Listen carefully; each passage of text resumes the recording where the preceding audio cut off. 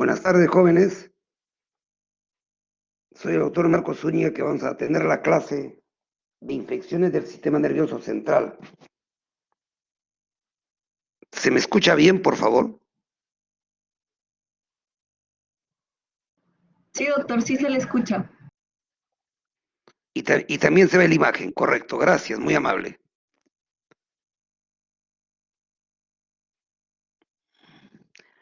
El,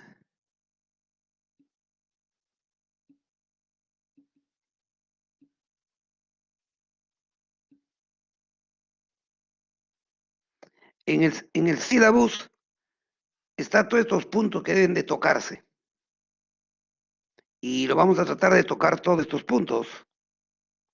Como ustedes ven, es bastante larga, es bastante clásica, una clase magistral o una clase teórica. Y vamos a tratar de que en el seminario de infecciones se exponga de una manera que sea práctica y como actualmente ahora recomiendan las clases, que sea en función de solución de problemas, porque esta parte de la clase que les voy a exponer es lo que deben ustedes estudiar normalmente. Lo que sucede es que en el CIRO se trata todos estos puntos. ¿Cuál es el objetivo de esta clase? Siempre uno cuando va a hacer algo, uno siempre debe preguntarse, el tiempo que voy a invertir en esta actividad, ¿en cuánto va a ser beneficioso para mis objetivos de vida, para la razón de ser de mi existencia? Entonces ustedes se están formando como médicos y al formarse como médicos van a trabajar en función de resolver problemas de salud. Entonces, este tema que tocamos, ¿cuán útil será para el trabajo de ustedes? Entonces, es muy importante que ustedes siempre, y disculpen que me tome unos minutos para destacar algo que usualmente no lo tocamos, es que lo más importante en nuestra formación universitaria y en toda nuestra vida es siempre tender a ser una buena persona. O sea, siempre debemos orientar nuestra actividad a ser una buena persona. Porque es muy difícil encontrar una buena persona que no sea un buen médico. Y es muy, muy difícil encontrar a una mala persona que sea un buen médico. Entonces, es importante que ustedes orienten toda su vida a ser cada vez mejores personas. Y esa mejor persona se tiene que reflejar en algo bien sencillo, bien práctico, tangible y muy objetivable. Primero, por ejemplo, en mi trabajo médico siempre lo haga con una actitud de responsabilidad, de valores morales, de puntualidad, de respeto. Siempre mi actitud debe ser en función del beneficio del paciente. Debo siempre tener los conocimientos actualizados, dominio de procedimientos, lo cual me muestra que tengo aptitudes. Y siempre debo actuar en un estado de emocionalmente agradable, tranquilo, ser empático, entonces con una buena disposición emocional que ahora le llaman la resiliencia. Entonces ustedes siempre deben orientarse a tener buenas actitudes, aptitudes y buena disposición emocional. Eso es en el aspecto personal. Y el otro objetivo de esta clase es que ustedes puedan saber resolver un problema clínico en base al método científico. Y para resolver un problema científicamente, yo debo conocer y tener un marco teórico acerca del problema. En este caso, saber todos los conocimientos acerca de una infección del sistema nervioso central. Los agentes que lo ocasionan, cómo ingresan, los mecanismos patogénicos, cómo se produce el daño, los síntomas, la metodología, todo el marco conceptual teórico. Eso debo saberlo. ¿Para qué?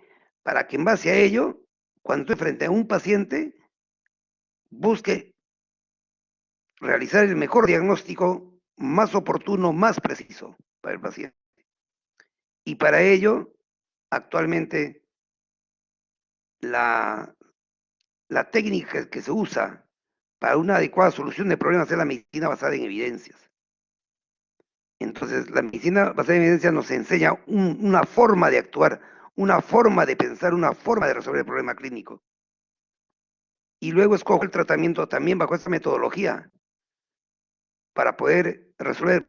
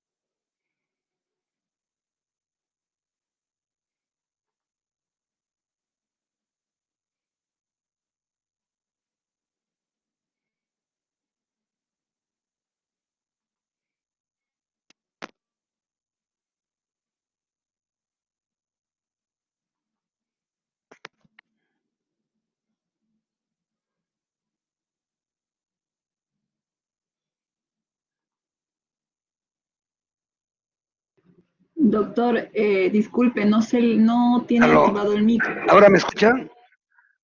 Sí, ¿Ahora me ahora sí, escuchan? doctor. Ya, muchas gracias. A ver, esperemos que nos vaya mejor. Bueno, con este cuadro les quiero presentar cómo se soluciona un problema cualquiera en salud. Entonces, este tema de infecciones es una enfermedad que es potencialmente mortal, puede dejar graves secuelas y cuando se hace un diagnóstico oportuno y un tratamiento adecuado, el paciente puede recuperarse totalmente. Siempre constituye una emergencia neurológica las infecciones del sistema nervioso central, en especial la meningitis bacteriana aguda. Es una enfermedad muy grave, afecta a gente joven. Si uno se demora en el diagnóstico puede quedar graves secuelas y, y si uno hace las cosas bien, diagnostica oportunamente y un tratamiento adecuado, puede recuperarse totalmente el paciente. O sea, hay suficiente razón para poder estar siempre al tanto. Cuando uno está frente al paciente, uno hace la anamnesis y la evaluación clínica. Y con esos datos se tiene todo el conocimiento de cómo se ha dado el proceso de la enfermedad y cómo está en este momento afectando a ese organismo. Cuando hago la anamnesis, conozco el problema. Cuando hago la anamnesis voy a conocer el aspecto evolutivo de la enfermedad. Cuando hago el examen, voy a conocer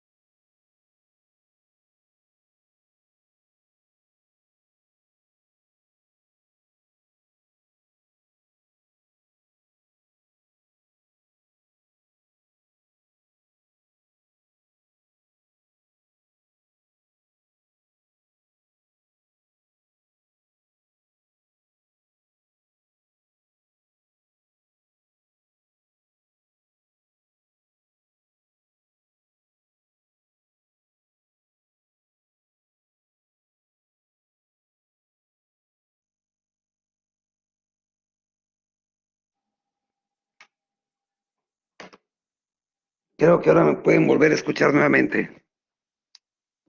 Sí, doctor.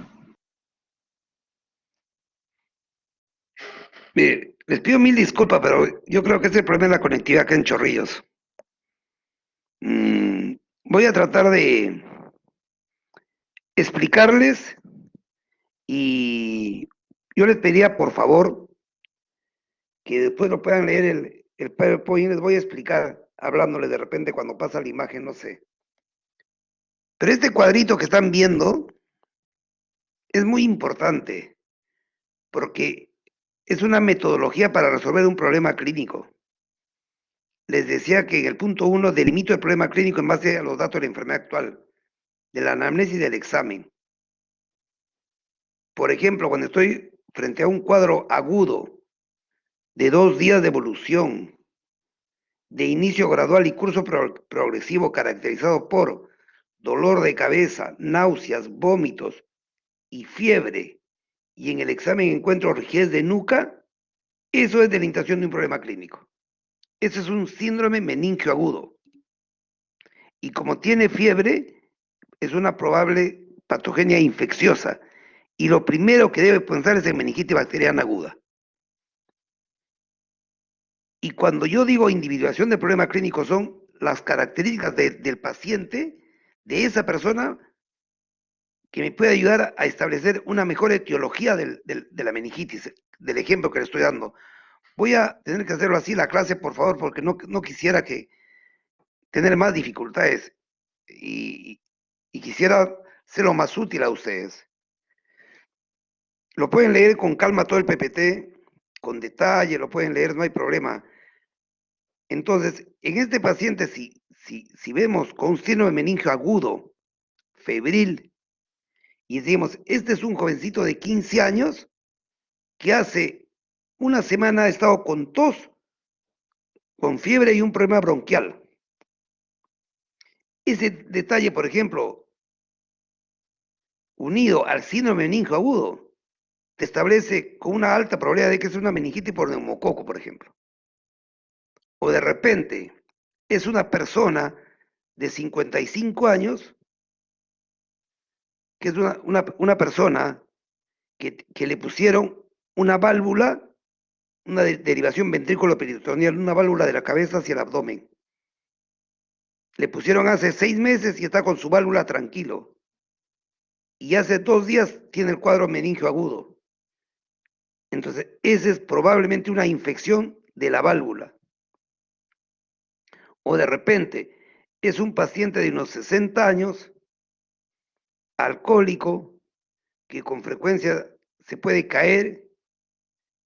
Entonces, y lo más probable es que tenga una hepatopatía crónica, es más susceptible a infecciones también, incluso por gram negativos. O es un paciente, por ejemplo, el mismo que estaba dando el ejemplo de 40 años, que es un paciente que tiene una vida muy promiscua, que ha estado con diarrea en los últimos 6 meses y ha bajado de peso. Entonces tengo que pensar que esa meningitis es en un paciente probablemente inmunosuprimido por un HIV. Entonces, las características de la persona en su estilo de vida, en sus antecedentes previos, los síntomas asociados van a permitirnos que nuestra hipótesis diagnóstica ya se dé en una persona individualizada, es el punto 2.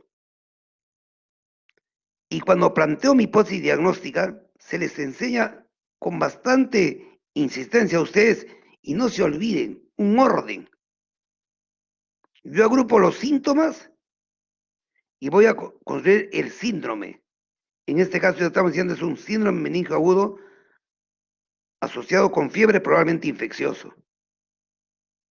Luego que yo construya el síndrome, voy a pasar a ubicar dónde está localizada esa enfermedad, un diagnóstico topográfico. El diagnóstico topográfico me va a permitir saber qué parte de ese organismo está siendo afectado. Está siendo afectado el sistema nervioso central. ¿Y qué parte del sistema nervioso central está siendo afectado? Las meninges. ¿Y por qué las meninges? Porque tiene dolor de cabeza y tiene rigidez de nuca. Perfecto su razonamiento.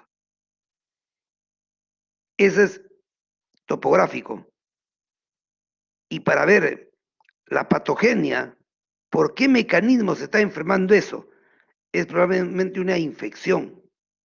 En el ejemplo de la persona con neumonía, es probablemente una infección, un neumococo, que vía hematógena ha llegado al cerebro.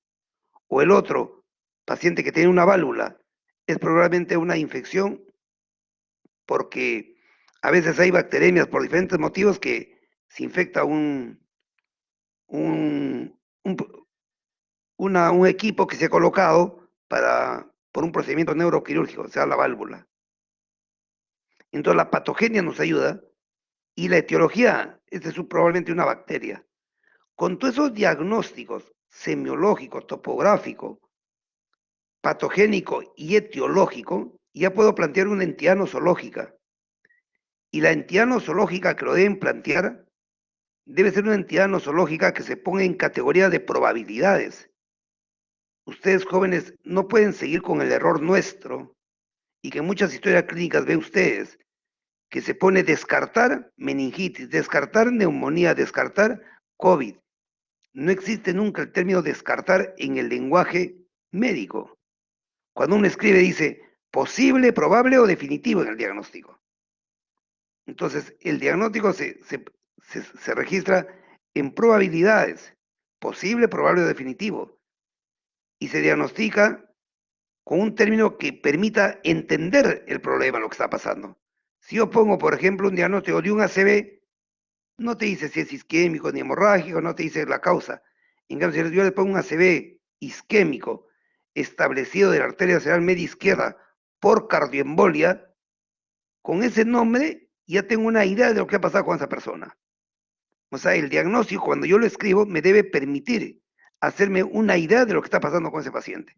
Si yo pongo meningitis bacteriana aguda, probablemente por neumococo, entonces yo al leer solo esa nota, ya sé que esa persona está teniendo una infección bacteriana de su cerebro que se llama meningitis. Si pongo meningitis aguda complicada, meningitis aguda bacteriana complicada, por probable vasculitis, entonces ya me hago la imagen de que es un paciente grave, delicado, que está más allá de 5 días de la meningitis y que ya ha tenido unas complicaciones, que es una vasculitis. Con este ejemplo que les doy, les quiero decir, jóvenes, que en el diagnóstico deben tratar de registrar de manera precisa y óptima. Muchas veces en la historia dice ACV, ACV isquémico o meningitis aguda y no dice más. Y según la probabilidad se puede usar el grado de posible, probable o definitivo. Luego, cuando yo tengo que saber qué exámenes tengo que hacer para este diagnóstico, qué es lo que yo debo de hacer, entonces para eso mucho me ayuda todo lo que se ha hecho en base a investigación científica, en base a estudios de metaanálisis, con índices de confianza y de sensibilidad, cuáles son los mejores exámenes para esa sospecha diagnóstica. ¿Cuál es el gol estándar para esto? ¿Cuál es el mejor examen para este problema? Entonces, ¿cuál va a ser el mejor examen para una meningitis bacteriana? El mejor examen va a ser, el gol estándar va a ser una punción lumbar. Pero inmediatamente, cuando uno lee, le van a decir, la punción lumbar tiene que tener cuidado en un paciente que esté en coma, por ejemplo, en un paciente que ha convulsionado, en un paciente que tiene hipertensión endocraniana. ¿Por qué? Porque cuando tiene esos datos clínicos, el paciente con meningitis bacteriana me hacen pensar que hay alguna complicación de la meningitis bacteriana. Y por consiguiente debo hacer una tomografía mínimo antes de hacer la punción lumbar porque va a ser muy delicado. Entonces, el plan para el diagnóstico tiene que hacerse los exámenes que se recomienda según la metodología de medicina basada en evidencias. Entonces, ¿cuáles son los mejores exámenes? ¿Cuál es el gol estándar? ¿Y cuáles son sus contraindicaciones o los riesgos? Siempre que tome alguna decisión frente al paciente, siempre tengo que poner en una balanza lo que voy a hacer con mi paciente, cuánto le ayuda y cuánto le pone en riesgo. Y de ese análisis tomo la decisión de hacerlo o no hacerlo. Y si no lo hago, ¿cuál es el paso siguiente? Todo es una lógica de razonamiento. Si no le voy a hacer la punción lumbar, no puedo confirmar que tengo una meningitis bacteriana. ¿Qué debo hacer para el diagnóstico y qué debo hacer para el tratamiento? Hay todo un orden. Por eso este cuadro se los presento a ustedes porque me ordena en mi pensamiento científico para resolver un problema clínico. Luego también tengo que buscar y cuál es el mejor los mejores medicamentos para este paciente. Igualito también recurro a toda la información que te da la medicina basada en evidencias. Nivel de evidencia, grado de recomendación, para yo poder tomar una decisión de cuál es el mejor tratamiento. Y lo primero, ¿y dónde debe tratarse este paciente? ¿En su casa? ¿En un hospital? ¿Qué condiciones tiene que tener el lugar para que a este paciente lo atiendan bien? Todas esas preguntas debo de hacerme yo en el momento que recibo al paciente. Entonces ahí le van a decir, las meningitis bacterianas agudas deben tratarse hospitalizados. Las infecciones del sistema nervioso central en general se tratan a los pacientes en hospitales. Y los hospitales deben contar con, uno, una unidad de cuidados intensivos, idealmente con opción de un tratamiento neuroquirúrgico cuando sea necesario. Y de ahí, preferible sea el neurólogo. Entonces ustedes tienen que saber que a ese paciente lo tienen que referir a un hospital que tenga opción de tener UCI, que tenga opción de tener neurólogo, neurocirujano, porque ese paciente puede presentar en cualquier momento una complicación que requiera pasarlo a UCI, requiera un tratamiento neuroquirúrgico. Eso es muy importante. Entonces yo en el momento que recibo a mi paciente, y generalmente el médico que egresa empieza a trabajar en el primer nivel de atención, que son postas médicas, centros de salud que no tienen hospitalización. Entonces, si yo recibo a mi paciente con un cuadro que sospecho que tiene una meningitis bacteriana aguda, probable, ¿qué debo hacer? Debo referirlo y para eso debo conocer mi red asistencial en su capacidad resolutiva. Si yo estoy trabajando en un pueblo que se llama CAS, por ejemplo, ¿cuál será en mi red el hospital más cercano que tenga UCI y que tenga opción neuroquirúrgica? Y a ese lugar debo enviarlo. ¿Por qué? Porque la puerta de entrada para todo proceso de atención de salud es el primer nivel. Y se han dado cuenta cómo nuestra limitación en no valorar y enseñar cómo se debe trabajar en un primer nivel de atención, fíjese el costo que está pasando con la cantidad de personas que están falleciendo en el COVID. El Perú está sufriendo las consecuencias de un abandono político de salud, un abandono severo, de tal manera que ocupamos el peor país en haber hecho gestión frente al COVID. Entonces, las personas no pueden imaginarse cómo es posible que un país con indicadores macroeconómicos que indicaban un crecimiento importante, el COVID prácticamente lo está llevando al colapso. Porque lógicamente los que veían los indicadores externos no conocían el problema interno, un abandono total de educación y un abandono total en salud.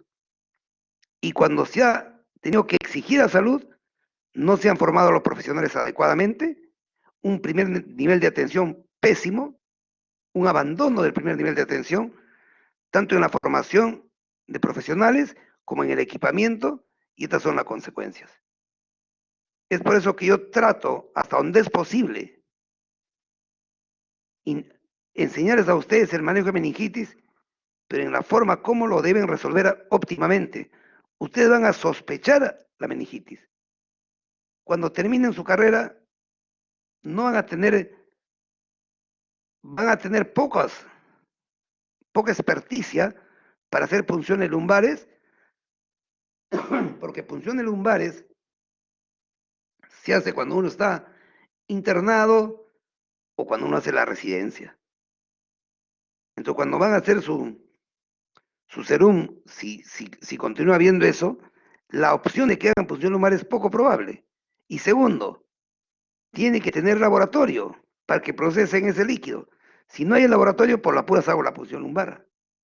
Entonces, ¿cuál es su capacidad resolutiva de ustedes en realidad frente a una infección del sistema nervioso central?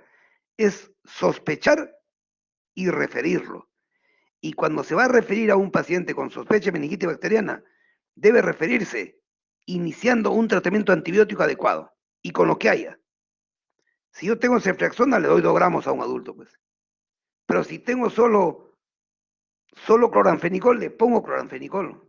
Pero no puedo referirlo sin iniciar antibióticos, sobre todo si la referencia va a tomar más de 1 o 2 horas. El paciente va a viajar en ambulancia y va a llegar en 5 horas al lugar donde debe llegar.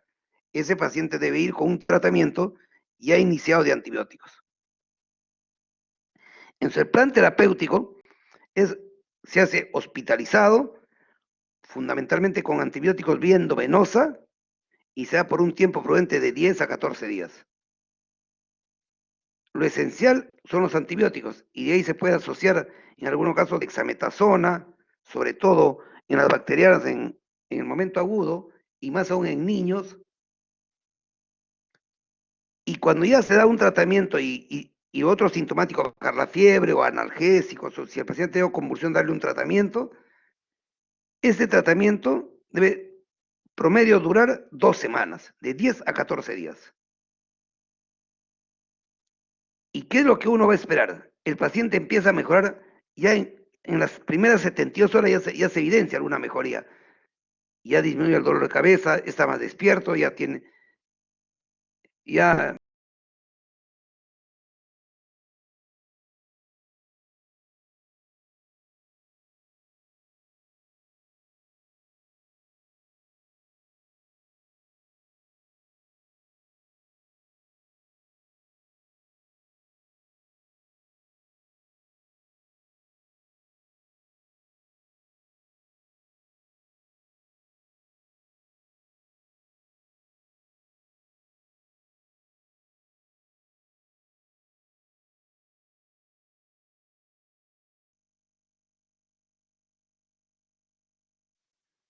me va a permitir saber si este paciente está respondiendo adecuadamente al tratamiento. Y todo mi trabajo, en el punto 7 dice, debo informar al paciente y al familiar, informarle verbalmente o por escrito. Ahora ustedes habrán escuchado, habrán tenido amistades. Qué difícil la situación de los pacientes que se hospitalizan con el problema del COVID. No hay quien los visite. Ahora por lo menos llaman un poco más, les permiten usar los celulares. Más antes no estaba ni celular. O sea, el paciente estaba totalmente aislado. Es una experiencia muy dura la que, la que estamos viviendo. Entonces tiene que informar al paciente y al familiar. Y luego que se le da de alta al paciente, se le educa para que se mantenga saludable. Imagínense ustedes que trabajen de este modo. Identifiquen bien el problema clínico, lo individualicen, hagan una hipótesis diagnóstica adecuada, hagan un plan de trabajo para el diagnóstico lo más óptimo posible, un tratamiento lo mejor para el paciente, y sepan informar al familiar, y cuando sale de alta el paciente salga con una cultura para conservar y mejorar su salud. Imagínense ustedes una calidad de atención de ese tipo. ¿Cómo estaría nuestro sistema de salud? Eso es lo que quisiera explicarles con esta lámina, que me ha tomado mucho tiempo. Probablemente las otras láminas lo pasen más rápido, pero es que yo creo que acá es lo más importante de esta clase, enseñarles cómo resolver un problema clínico. ¿Cómo se resuelve un problema clínico?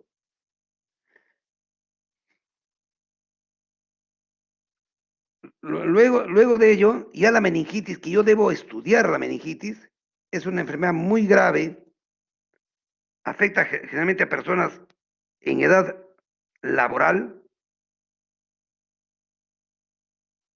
es una enfermedad que se considera una emergencia neurológica y por consiguiente yo debo de estudiar. Estoy tratando de pasar las diapositivas y tengo problemas con el sistema. Por eso les voy explicando de esta manera y les pido, en verdad, mil disculpas, les pido. Mil disculpas. ¿Ya? Entonces, cuando estamos frente a una persona ya de 7 años, 5 años, 7 años para adelante, hasta los 60 años, el cuadro clínico de la meningitis es muy, muy fácil de sospechar el diagnóstico. ¿En qué se tiene que sostener el diagnóstico cuando ustedes están frente a un paciente? En que estoy frente a una enfermedad aguda. Aguda es menos de 7 días.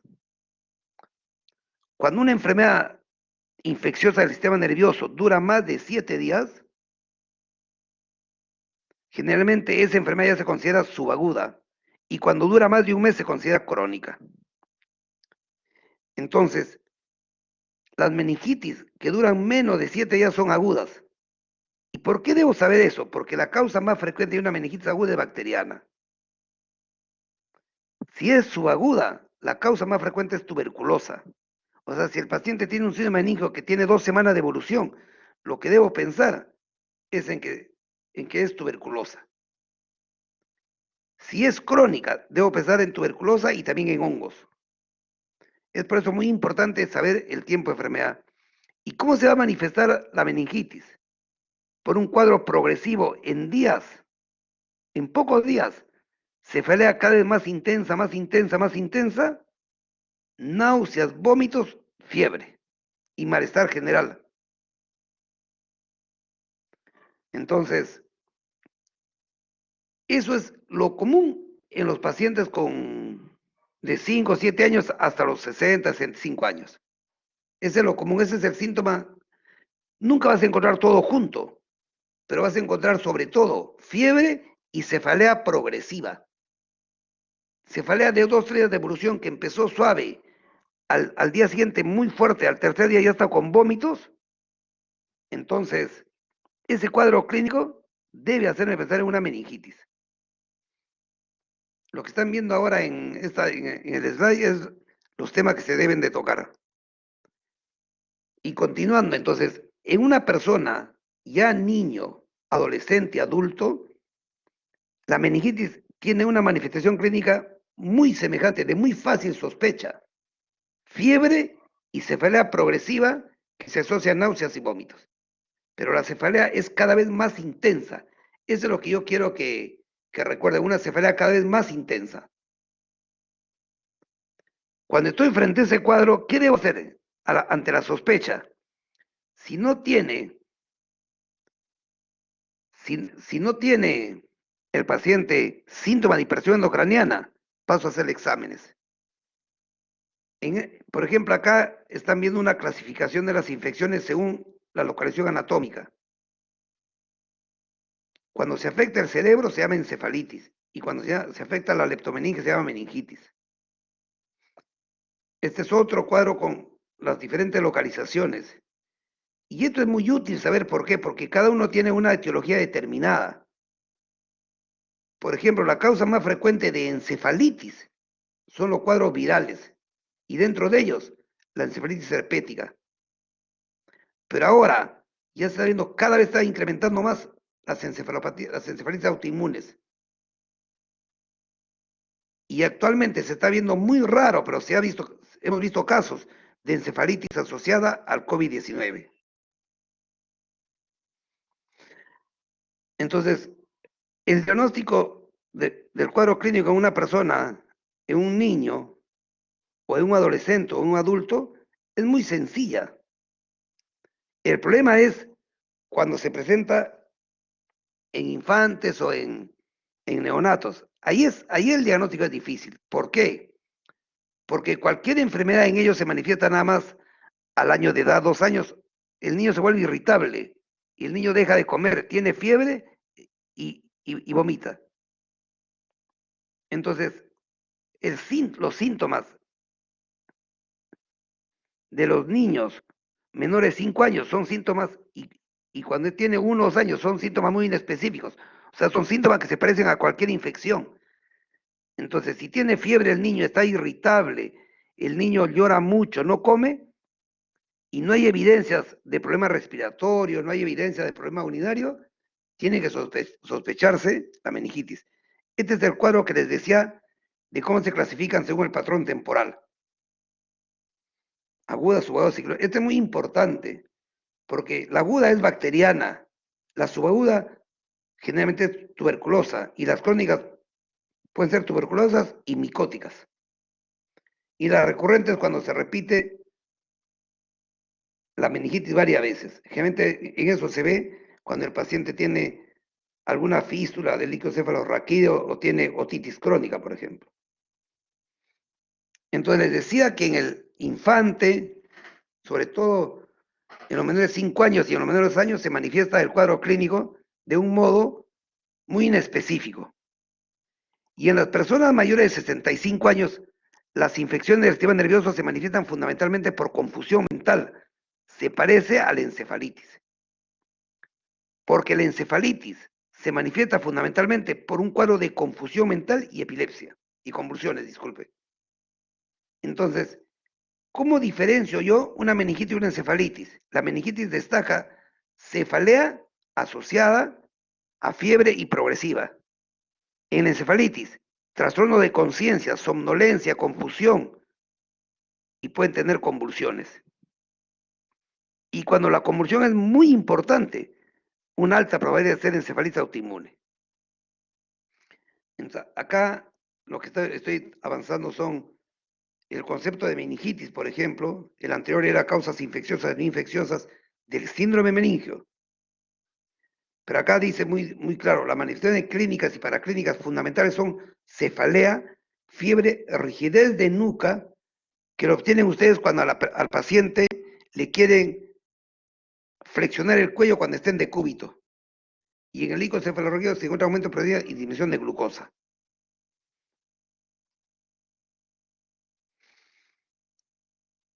Entonces les decía que en la persona mayor de 65 años, la meningitis se puede manifestar fundamentalmente por un cuadro de confusión mental. Entonces el diagnóstico se hace difícil ahí. Estos son datos históricos que les piden en el sílabus. Pero es muy interesante saber, por ejemplo, cómo se le ocurrió a Quinque hacer la primera punción lumbar. ¿Cómo se le ocurrió? ¿Cómo sospechó? Después, cuando aparecen los antibióticos, todo el cambio radical cuando aparece la penicilina. Y ahora la gran resistencia bacteriana que se está dando ahora, ese es el problema más grave ahora. La resistencia bacteriana y las infecciones que están surgiendo, que se llaman infecciones emergentes. Entonces le decía que en el anciano se manifiesta por confusión mental, el paciente se torna somnoliento y así puede debutar una meningitis. Siempre estén al tanto, por favor, de que en una meningitis, cuando se da este cuadro y el paciente llega al hospital, yo debo estar muy al tanto de saber si este paciente tiene una complicación de hipertensión endocraniana. La hipertensión endocraniana, ¿cómo se va a manifestar en el paciente? Se va a manifestar porque el dolor se hace muy intenso, el dolor de cabeza. Se va a manifestar porque el paciente tiene vómitos, ve doble y comienza a ternar somnolencia. O sea, el paciente tiene mucho dolor de cabeza, tiene vómitos, tiene diplopia y comienza a tornarse somnoliento. Ese paciente, nosotros podemos decir que ya tiene una complicación que es una hipertensión endocraniana. ¿Y por qué debo estar al tanto de eso? Porque eso me va a limitar para yo hacer un estudio de punción lumbar.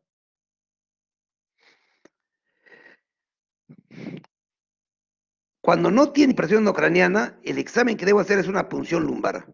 Y la punción lumbar debe ser hecha lo más rápido posible.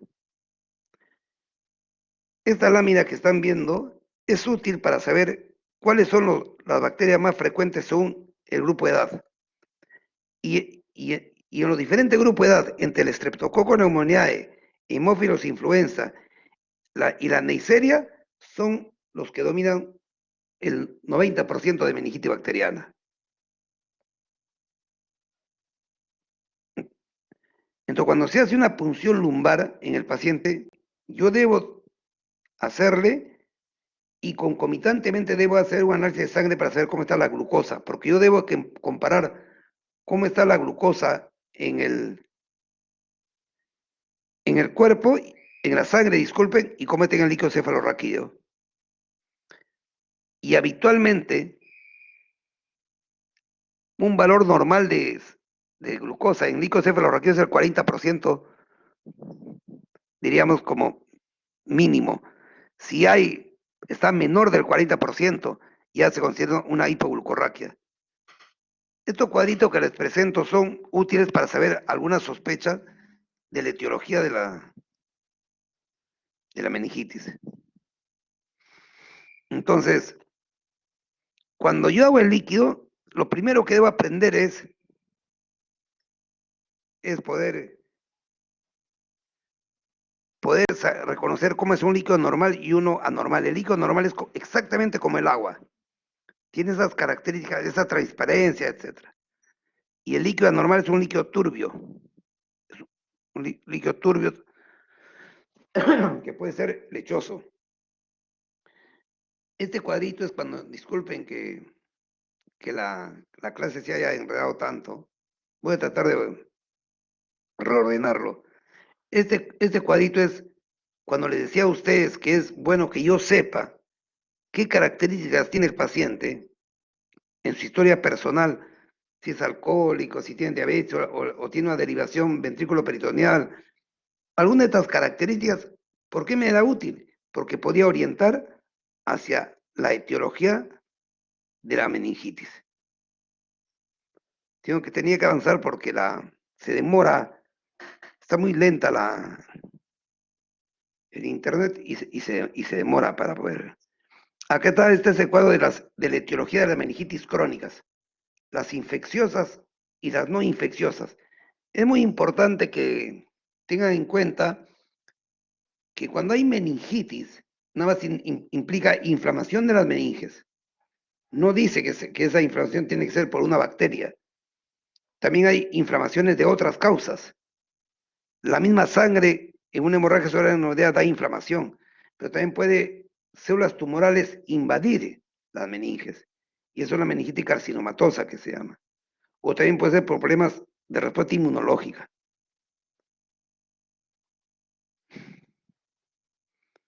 A ver, vamos a ver qué.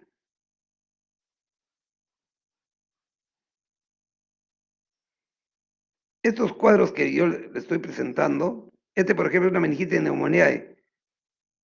Y yo voy a sospechar que es por el estreptococo en función de que tiene un cuadro respiratorio previo o un cuadro de otitis previa. No hay otra cosa que me diferencie. No hay manera de diferenciarlo. Las meningitis, por ejemplo, por el meningococo, ya tiene algunos datos que nos permiten diferenciarlo, sospechar. Generalmente el paciente procede de lugares con hacinamiento, por ejemplo, cuarteles o lugares donde habitan numerosas personas. Generalmente es un cuadro muy agudo o hiperagudo.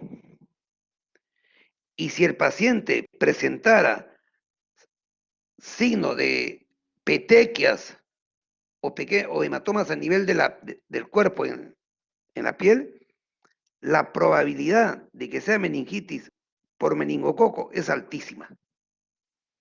O sea, si el paciente procede de un lugar que hay hacinamiento y el paciente en su cuadro clínico presenta arrash petequial, la probabilidad de que sea meningitis por meningococo es altísima.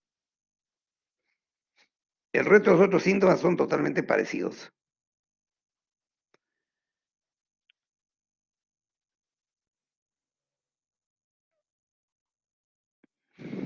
Se demora mucho para pasar las láminas. Es por eso que tengo que avanzar de otro modo.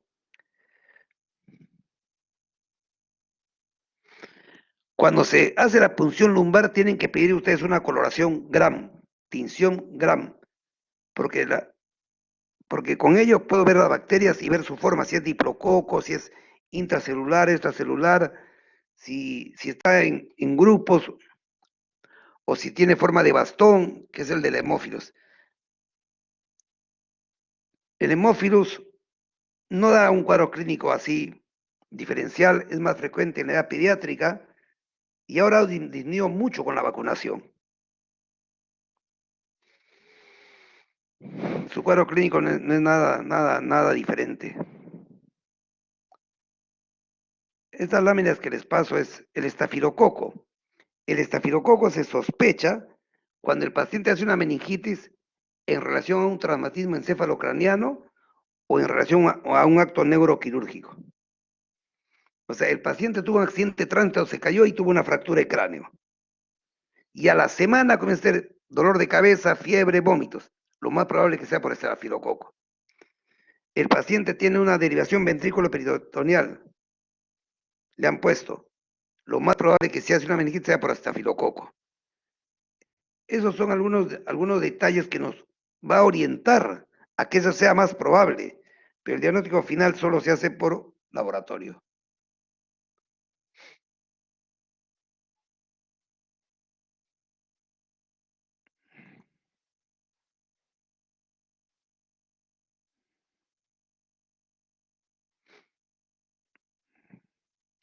La listeria es un problema difícil, porque estas meningitis son de evolución más lenta, son las que se demoran 7 días para instalarse, a veces un poco más, es más frecuente en mayores, en ancianos, y generalmente no son muy graves.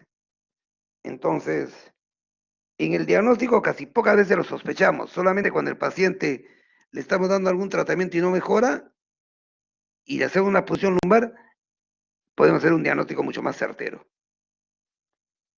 Entonces, toda enfermedad, el mejor ejemplo es la pandemia, es un problema biopsicosocial, como muy bien lo dice la OMS, para entender al ser humano. Esta meningitis también es igualita. El impacto de la infección depende de ese enfoque. Lo social, por ejemplo, es la responsabilidad del país de proveer servicios adecuados a las personas. Y la responsabilidad social de la universidad es formar médicos adecuados para ello. Y la responsabilidad social de un hospital es tener guías de práctica clínica. Y, por ejemplo, la responsabilidad social de mi persona frente a esta clase es hacerlo lo mejor posible para ustedes. Y a veces hay situaciones que hacen que sea no fácil de hacerlo bien. Y la responsabilidad de ustedes es estudiar y asumir con responsabilidad su formación. El factor psicológico ya tiene que ver mucho con la característica propia de la persona. Con esto de la pandemia se ha visto personas que andaban con una angustia severa de que ya era COVID lo que tenían. Otros no le daban importancia, otros ni siquiera respetaban el derecho de otras personas, salían a la calle sin mascarilla, todo un problema. Entonces, en el factor psicológico es cómo la persona, qué actitud tiene frente al proceso de salud y enfermedad. Y en el factor biológico es su sistema inmunológico y la agresión de la bacteria. Así tenemos que verlo, el sistema bajo el modelo biopsicosocial, cómo se explica los procesos de salud.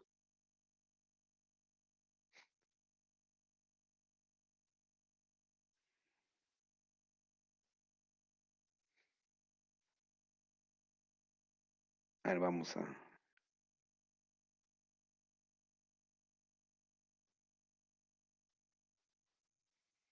Este es un cuadrito donde va a haber alguna orientación para la etiología de la meningitis. Quisiera avanzar un poco más rápido.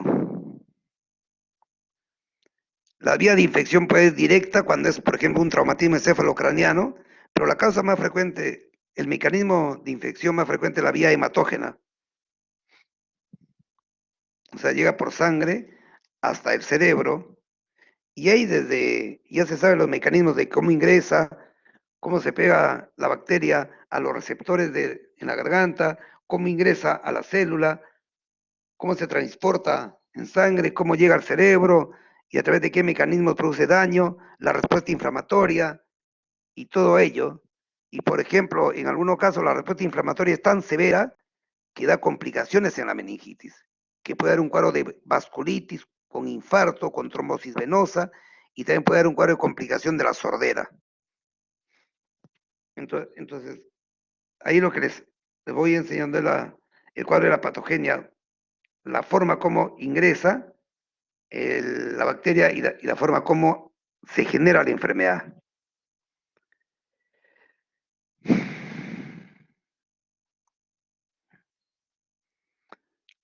Luego de que ya conocemos cómo se dio la patogenia y la enfermedad, ya nosotros ya tenemos que ya pasar a hacer la estrategia diagnóstica. Y en la estrategia diagnóstica lo más importante es la punción lumbar.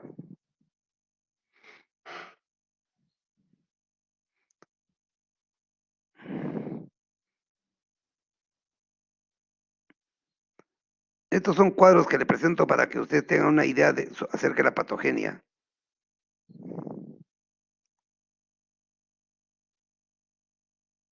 Yo les dejo bastante información de tal modo que si ustedes leen, van a poder tener una idea bastante clara de todo lo que se quiere, de todo lo que exige la universidad para el conocimiento de ustedes en relación a esta enfermedad. Por eso es lo que hago bastantes slides, pero no con el afán de presentarlos en clase, sino con el afán de que dispongan ustedes. El cuadro clínico, ya hemos hablado del patrón temporal, la forma de inicio, el curso, hemos destacado la cefalea progresiva, que es lo más importante. También en el patrón sintomatológico, los síntomas que tiene el paciente. Lo que decía, por ejemplo, acá en ancianos, trastorno de conciencia, o sea, ¿cuáles son los síntomas más, más frecuentes? En mi diagnóstico, ¿cómo voy uniendo los síntomas para construir los síndromes? Entonces, cuando destaque el síndrome meningio, tengo que pensar en una meningitis. Y cuando destaque el síndrome encefálico, en una encefalitis.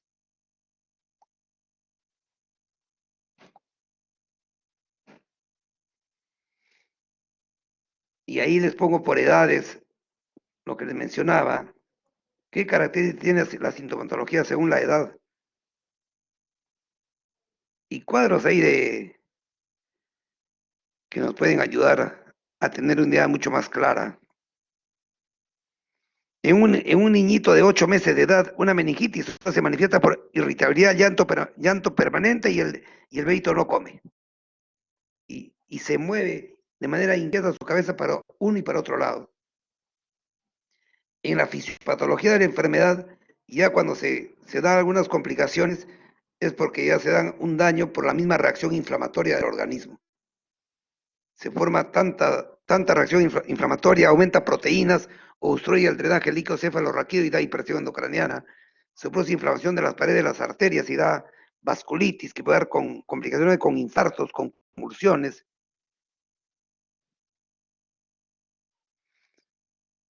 La meningitis viral, que está acá, es una meningitis que da un cuadro agudo de dolor de cabeza progresivo, puede asociado a una fiebre, pero generalmente el paciente no tiene compromiso sistémico, no se le ve, aparte del dolor, no se le ve enfermo, no se le percibe mal. En cambio, el paciente con meningitis bacteriana se le ve que está muy mal el paciente. Entonces, frente a una meningitis viral, no requiere ningún tipo de tratamiento. Se autolimita y se cura solito. Siempre cuando hagan ustedes un razonamiento clínico de un paciente que tiene infección del sistema nervioso central, siempre también vean y dicotomicen, divídanlo, ¿será con estado de inmunológico normal o inmunosuprimido?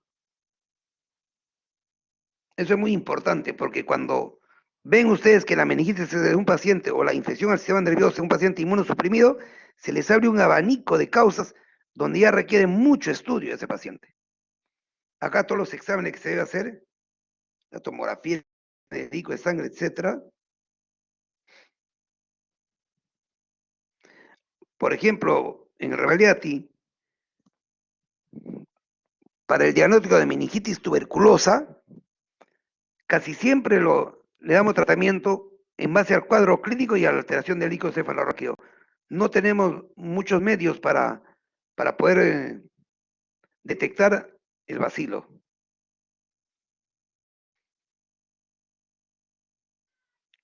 Estos exámenes se piden cuando hay sospecha de hipertensión endocraniana. Eso sí, cuando hay sospecha de hipertensión endocraniana tienen que pedir los exámenes.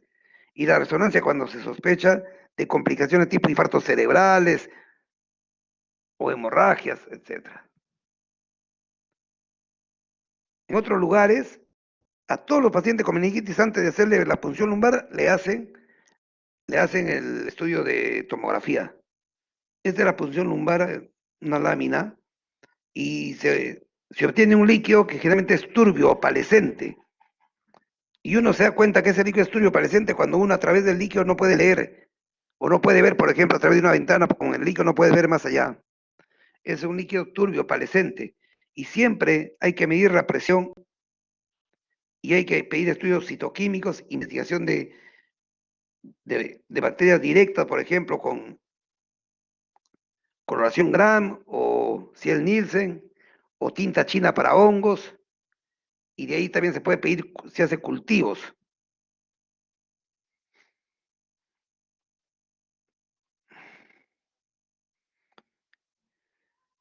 Ahí se busca también con análisis inmunológico de PCR, el ADA.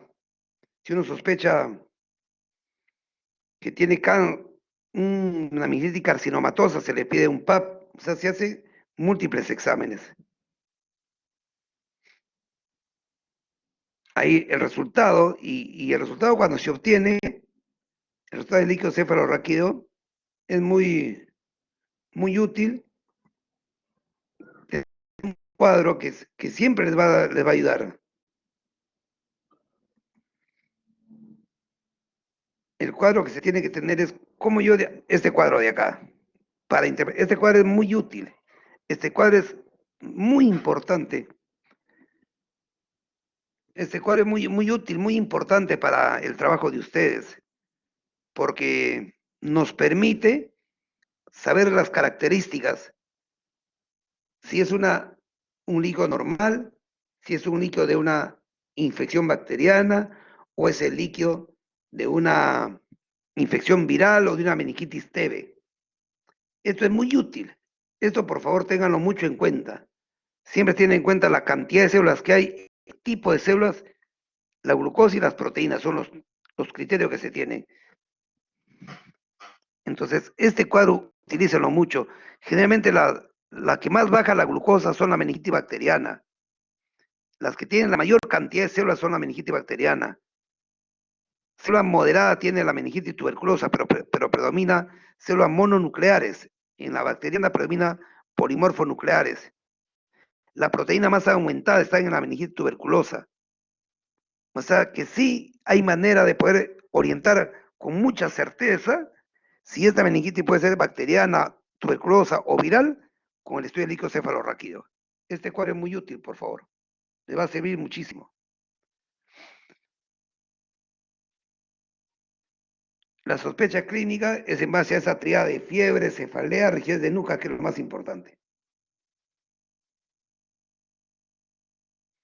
Acá algunos datos estadísticos de sensibilidad, de tal o cual síntoma, pero la cefalea, náuseas y vómitos y la fiebre es lo más importante. Pero eso tiene que ser progresivo. Y el diagnóstico, a diferencia de la meningitis, es con esas entidades. Una hemorragia subaracnoidea es un cuadro brusco, súbito. Este es un cuadro, la meningitis, gradual, en días. Un absceso, generalmente tiene un cuadro focal. La trombosis venosa dan cuadros bilaterales de déficit motor y va con bastante hipertensión endocraniana y el cuadro se presenta en días. La vasculitis, da cuadros bruscos de complicaciones focales. En la meningitis aguda, los procesos expansivos, los tumores, no es fácil diferenciarlo. La cistercosis, que puede darte cualquier cuadro clínico.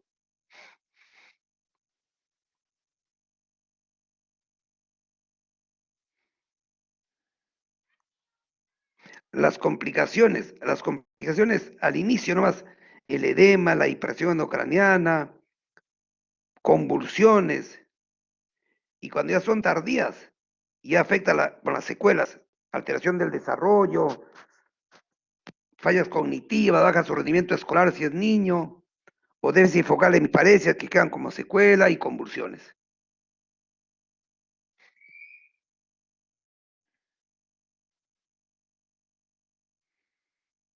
También la fiebre prolongada, que a veces ya la meningitis está curada ya no hay meningitis, pero hay una colección subdural que puede explicar esto.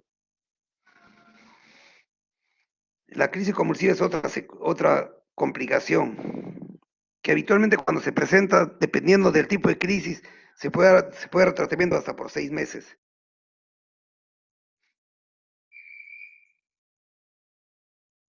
Es un cuadro resumen de lo que les he explicado. Y el manejo tiene que ser fundamentalmente en un hospital de un nivel de complejidad 2 a 3. El nivel 1 sospecha, detecta y refiere. Y para referir al paciente con tratamiento antibiótico.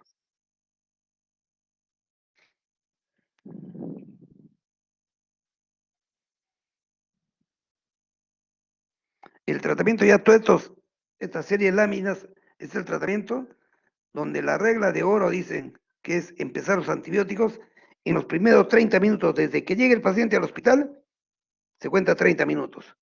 Para hacerle, si necesita tomografía, se le hace tomografía, y si necesita punción lumbar, se le hace inmediatamente. Pero si me voy a demorar más, debo empezarle antibióticos al paciente. Y los antibióticos lo que van a alterar es la posibilidad de aislar el germen, pero los cambios de células, de proteína y glucosa no se producen inmediatamente. O sea, eso no lo cambia. Si yo le hago punción lumbar hoy día para empezar antibiótico porque me voy a demorar en los exámenes y le hago mañana la punción lumbar, no va a cambiar, no va a ser su glucosa normal de un día para otro. Sus proteínas no van a estar normales. Lo que sí va a ser más difícil es encontrar el germen. Entonces, en el tratamiento lo que se usa es ceftriaxona con vancomicina. Ahí acaban de tener todos los slides para ver para tal o cual germen, en tal grupo etario, la dosis, van a ver los efectos colaterales, porque todo eso nos piden que les presentemos en clase, ¿no? Pero acuérdense que la ceftriaxona es el que usamos en el Perú de primera elección. Siempre cuando van a usar ustedes un analgésico para el dolor de cabeza, no le pongan condicional, pónganle con horario, porque la meningitis, por ejemplo, da un dolor de cabeza muy fuerte, que es persistente, que toma tiempo desaparecer. Entonces, cuando le dejan analgésico condicional al dolor, a veces el paciente, por diferentes motivos, no lo manifiesta y es más un trato no adecuado en relación al alivio que debemos causar de sus molestias.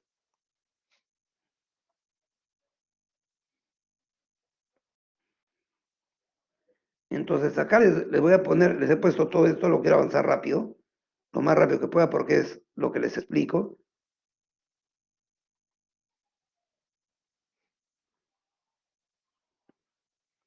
No, no debe demorarse el inicio de antibióticos, por favor. Ahí están las dosis de todos los fármacos, las dosis, las interacciones que pueden suceder en algunos, sino que mi internet está muy lento y hasta para pasaros desde ahí se demora.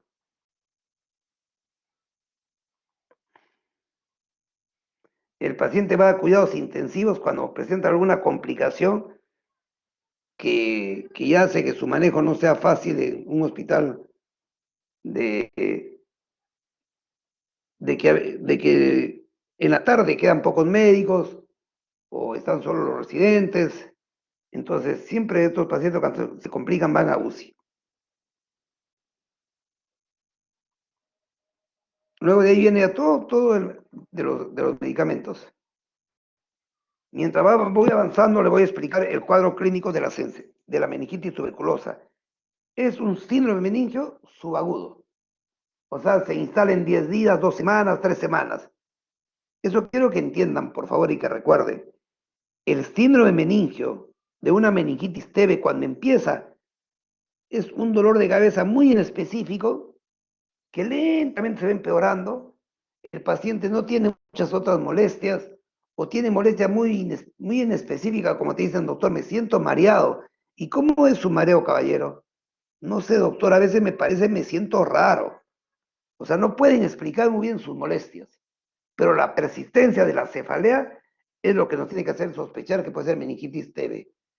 Y cuando ustedes piensan en que el paciente tiene una meningitis en general, si yo sospecho que mi paciente es meningitis bacteriana o tuberculosa o micótica, lo que sea, yo debo saber que el siguiente examen es la punción lumbar.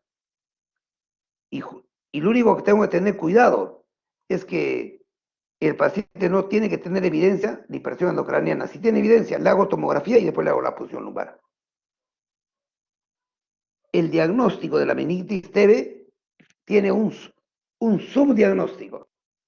Es raro que pensemos nosotros que el paciente tiene meningitis TB en los primeros días, porque los síntomas son muy inespecíficos. Le vuelvo a repetir, el margen de error de sospechar meningitis TB en los primeros 7 a 10 días es muy alto. Muy alto es nuestro margen de error. Pero también cuando el paciente ya está con mucho dolor de cabeza, con somnolencia, le examina, le encuentra rigidez de nuca, ya todo el mundo dice, ya es una meningitis tuberculosa. Estas siguientes láminas son que hay estrategias de prevención, eso es muy importante. Por ejemplo, si ustedes diagnostican, llega un paciente y se le diagnostica una Neisseria meningitis, tienen que saber que tienen que dar tratamiento profiláctico a los contactos de su casa, porque se pueden enfermar. Entonces ahí hay varios medicamentos, la rifampicina es un buen medicamento. Entonces siempre hay que pensar en la profilaxis. Para los diferentes, para algunos hay.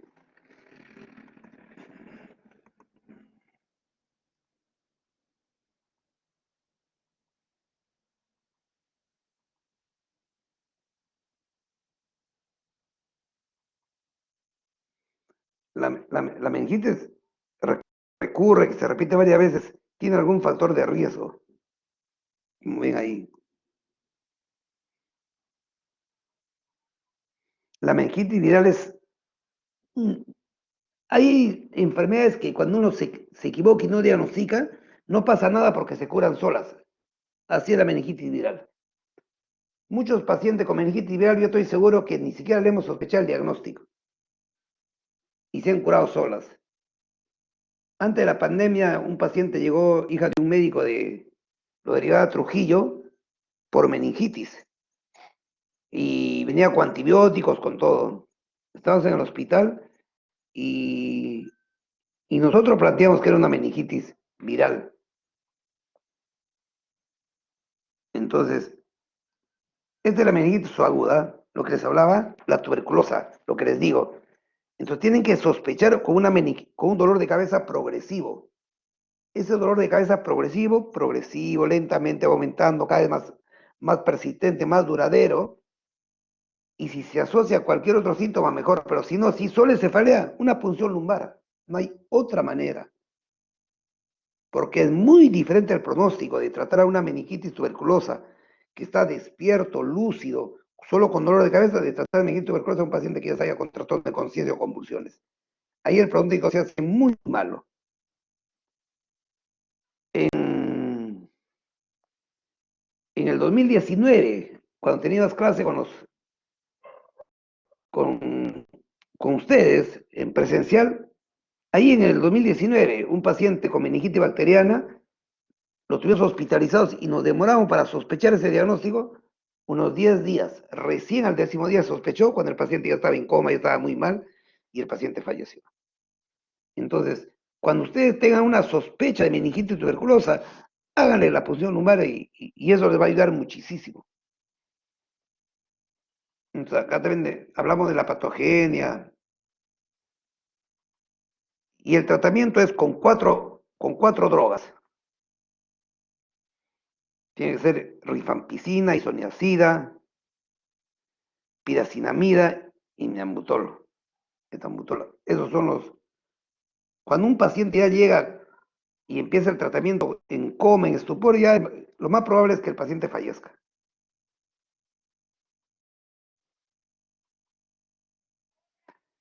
Y los 4 fármacos se dan por 2 meses. Y el resto de medicamentos, los otros, con 2 medicamentos, disculpen, 4 fármacos, 2 meses. Y con 2 medicamentos se mantiene hasta 1 año. Las características del líquido en una meningitis TB tiene la glucosa baja, no tan baja, tiene baja, las proteínas es lo que están bien aumentadas. Y sus células moderadas para predominio de mononuclear.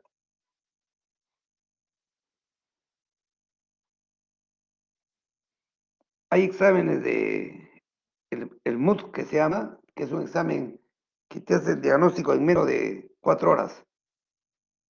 No es raro que los pacientes con meningitis TB tengan complicaciones encefálicas, como el que están viendo ustedes, otro cuadro semejante que son granulomas tuberculosos.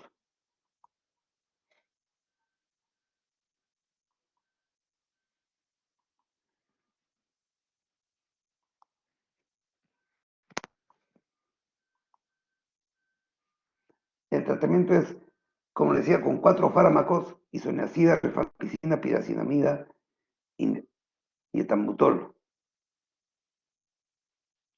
Y de esos fármacos que sean por 2 meses, nos quedamos con isoniazida y rifampicina hasta completar 1 año. No es recomendable suspender a los 6 meses, a los 8 meses. Es preferible darle 1 año. Para infección micótica, el factor predisponente es una baja de inmunidad. Y también los pacientes que están mucho tiempo en cuidados intensivos hacen infecciones micóticas. La anfotericina es el tratamiento más importante para esto. También van a ver de la neurosífilis, que el diagnóstico se hace fundamentalmente con estudios de BRDL en líquido cefalorraquídeo y será tratamiento. Y acá estos son los neocelai que les he puesto para este ciclo, que es un conjunto de... Primero acá es cuando sospecho encefalitis. Sobre todo, por favor, ese trastorno de conciencia. Ese es lo más importante. De manera gradual, en días. Si a eso se asocia convulsiones y fiebre, el diagnóstico de encefalitis se hace totalmente sostenible. Y luego de eso va a haber un grupo que van a hacer encefalitis virales, y en ellos se diagnostica con PCR en licocefalorraquídeo para herpes virus. Pero va a haber otro grupo que era muy raro más antes y ahora cada vez está aumentando en frecuencia. Incluso en algunos lugares dicen que ya está casi igual que la encefalitis por herpes, es la encefalitis autoinmune, que generalmente se sospecha al inicio por descarte, porque no encuentras que tenga bacteriana, no encuentras que sea tuberculosis. Después de muchas cosas, de repente sospechas encefalitis autoinmune cuando el paciente está en coma. Y ellos van muy bien, ellos van muy bien con tratamiento con pulso de metilprednisolona, van excelentes. Y el diagnóstico, además de sospechar clínicamente, se hace por las imágenes de resonancia, que un 90% siempre salen anormales. Hay un pequeño porcentaje que no hay anormalidad. Y como las encefalitis autoinmunes tienen que ver mucho con problemas paraneoplásicos, se hace investigación de neo oculto. Y un tipo de encefalitis autoinmune muy especial es la encefalitis límbica. Esto lo he agregado porque yo creo que ya es necesario que usted tenga un conocimiento acerca de las encefalitis autoinmunes. Todos los estudios que se tienen que hacer, tiene que buscarse virus, obviamente. Cuando no se encuentra virus, recién se sospecha encefalitis autoinmune. Buscarle anticuerpos para estructuras citoplasmáticas y para la membrana de la neurona, para poder explicar todo ello.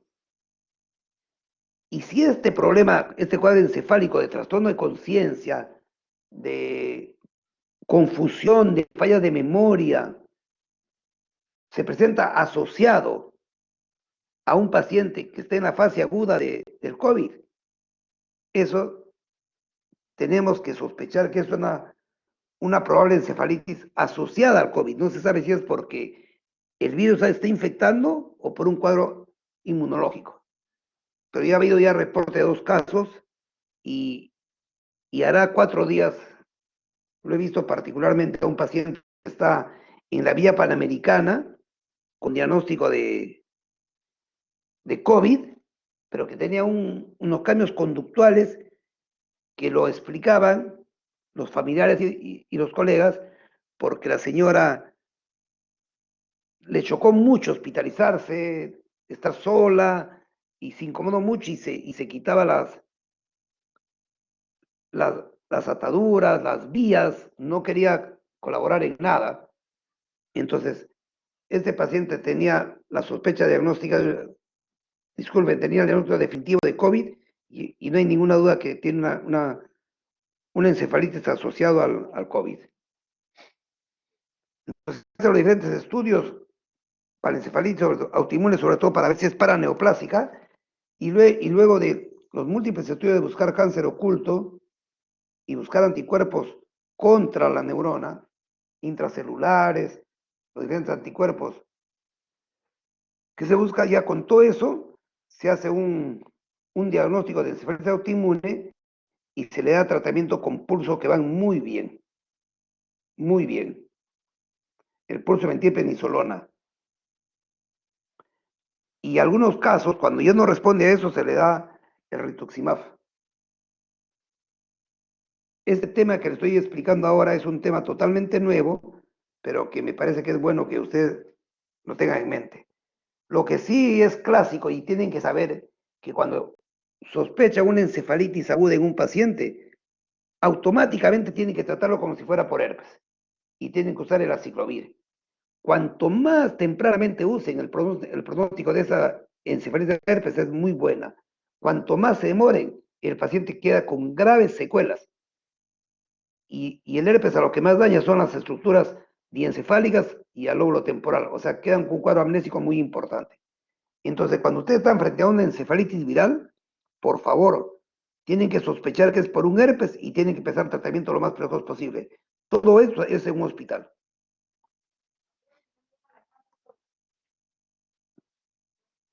Esos son los puntos más importantes de acá, de absceso cerebral, que es un diagnóstico que se hace en un hospital. Ustedes eso van a sospechar nada más con un síndrome focal agudo y lo refieren.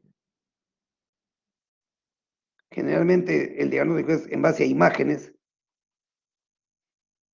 Difícil diagnosticarlo clínicamente. Uno puede poner la probabilidad, pero el, el diagnóstico es por imágenes y el tratamiento es médico y quirúrgico.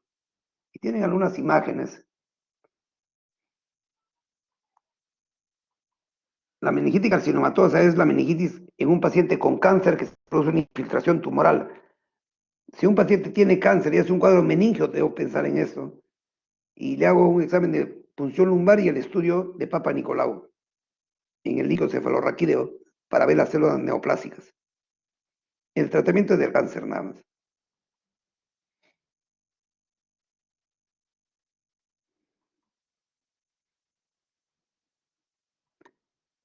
Entonces, con esto estoy terminando la clase, les pido 1000 disculpas. Y acá les dejo el PPT. Hay una buena información bibliográfica para los que deseen.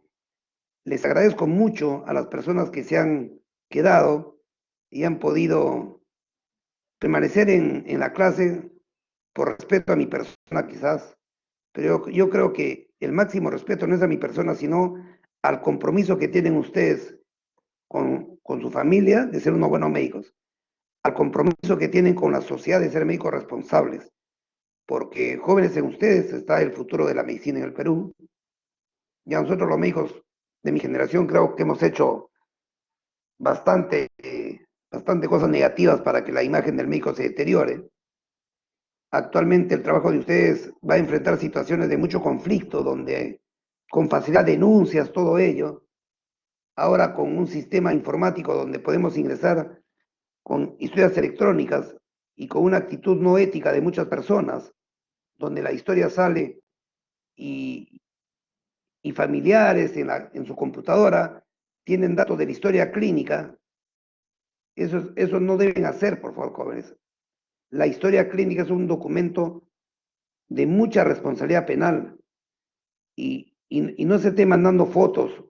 Cuando uno entra a la historia clínica electrónica, uno envía fotos y le envía a personas que no tienen nada que ver con el proceso de atención. Es necesario que ustedes progresen a, hacia personas que actúen con una gran responsabilidad ética. Y por eso les pido mil disculpas por todos los problemas que he tenido con, con la clase y espero que haya podido apoyarles en algo. Yo les agradezco mucho y buenas tardes. No sé si quieren de repente hacer alguna pregunta.